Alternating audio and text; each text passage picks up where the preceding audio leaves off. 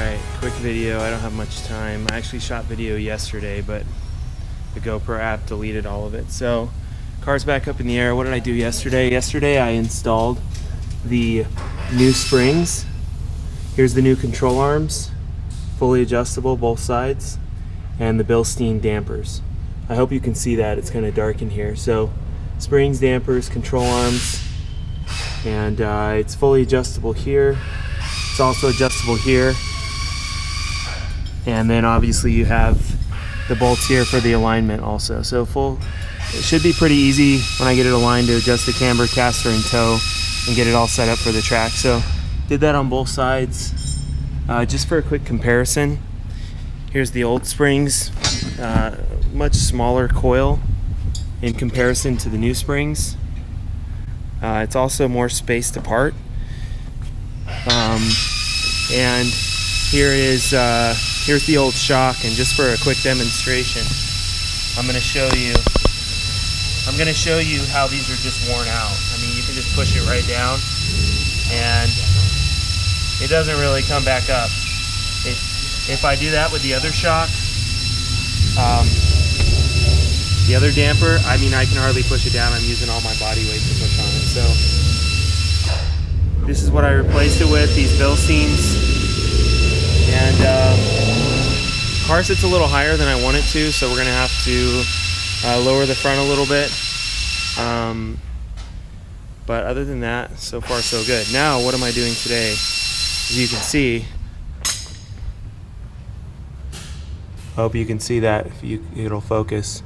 I pulled the axles, and I did a fluid change on the diff. I also pulled the axles because I wanted to replace some of the studs, which on a Ford 9-inch you have to pull the axles to replace the studs. 3 of the studs were damaged, so I pulled those out, replaced them, and I also pulled the third member to change the diff fluid. So that was a pain in the ass, but not too bad. Alright, so I wanted to measure the actual thickness of the coil. So I got this little gauge right here, and I measured them, but I'm going to measure them on camera and I'll tell you what I see. I'm not sure if you can see this because of the lighting, but this coil here is, take that off. If you look, let's do that one more time.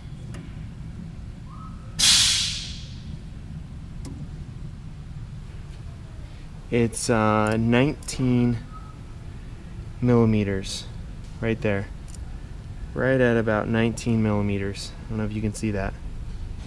Whereas the other coil right here is much smaller, as you can tell. It is only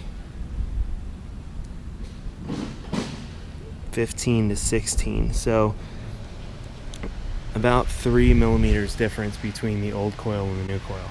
This will give you a better shot of the control arms with the drop here. The control arms used to be up here. Now they've been lowered an inch. That's what I told you was called the Shelby drop. So lowered control arms, adjustable, and the stiffer springs. I also installed, finally, the fender liners in here.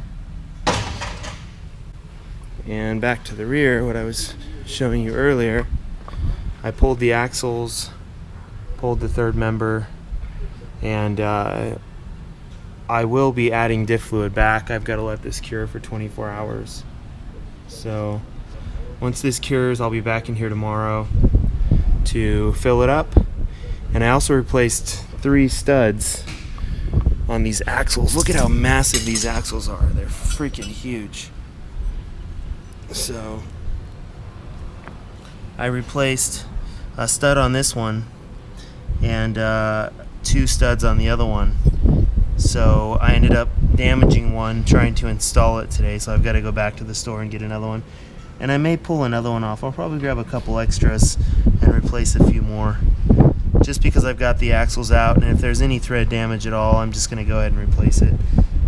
Since it's a track car, there's a lot of tire changes that go on, a lot of opportunities to damage these studs here. So this axle is massive. The bearings look great. I mean, it's only got 4,000, not even 4,000 miles on it. So axle seals are good. I was never getting any leakage.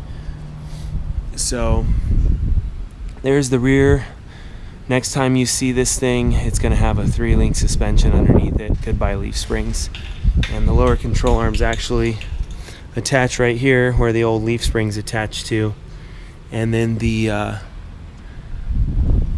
upper control arm will go up through here. This whole section right here, this bump stop, will come out, and the control arm mounting point will be there, and then there'll be some brackets that we'll have to weld onto the axle. So this side's all done. Got it back in. You can see here's 2 new studs on this one. Actually, does it have 3 new studs? No, just these 2 are brand new. So 2 new studs, and then placing a stud or 2 on that side, and then I think I'm going to. I'm really thinking about pulling these studs out, because when I thread the bolt on there, it takes up all the thread, but there's no extra. And why not? Pretty easy to do. The only shitty part is I have to redo all the safety wire back here, which would really suck, because that's hard to do. But I don't know. We'll see. We'll see what happens. We'll see what I do. But yeah, there you go. There's the new suspension on the front, and soon to be new suspension in the rear. And I will also be pulling this passenger side header off to replace the gasket on that side. It's got a small exhaust leak now. So I'm actually going to run to Lowe's right now, because I need to go pick up a bolt, because one of the bolts on the rear end or one of the studs was damaged, and as a result of that, it damaged the bolt. So I needed to replace the stud and the bolt. I replaced the bolt, or excuse me, the stud, but now I need to go to Lowe's and pick up a bolt. So some little hardware things I have to do, and then tomorrow I've been debating on whether or not to do this, but I'm really not happy with the ride height, and if I don't do it, then I'm just going to have to pay the shop to do it, and that's going to be more money in labor. So I am going to attempt to set the ride height on this car, and so tomorrow I'm going to pull the front springs back out, and I'm going to start with a half a coil, and I'm going to cut half a coil out and put it back in the car and see what it does for the ride height. And I'll do the same on both sides, and then I'll measure to make sure that both sides are exactly the same. So yeah, another couple hours ahead of me tomorrow with putting the axle back together, and then adjusting the front ride height, because it's sitting too high right now, and I know I'm gonna want it lowered. So I've been debating, what do you guys think? Should I freaking pull it out and do it myself, or just let the guy at the shop do it that does professional track alignments that can set the ride height exactly where it needs to be? Because if I do it wrong, he's gonna have to pull him back out anyways. I'm kind of convincing myself not to do it right now. He's gonna have to pull it right back out and then readjust the ride height again. So maybe just leave it alone and let him take care of it. I don't know. What do you guys think? So lots of cool stuff coming up with the car.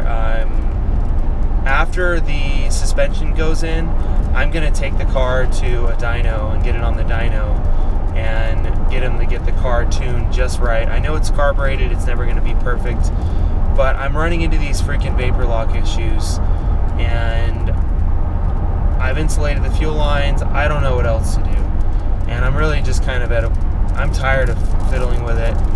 And it runs great just for street driving, but as soon as I push the car and try to get it really nice and hot, then it just stumbles and I have problems. So I'm gonna take it somewhere. I'm gonna have to pay for it, but I want to do it right, and so that's what's gonna happen next after we do the suspension.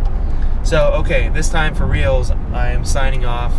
Thank you for watching. Please like, subscribe, comment on the videos, share the videos. We're a really small channel, but we're trying to grow. And when Russ gets back next year, and also in October when we go to Track Attack, hopefully we can put out some more good content. Since Russ has been gone, we haven't been doing much with the channel, but it's going to pick back up. We've got some good things coming. So, and I'll let Russ reveal to you the next car that's coming to the channel. So stay tuned for that. That's going to be cool. And I will see you guys next time. Thanks for watching.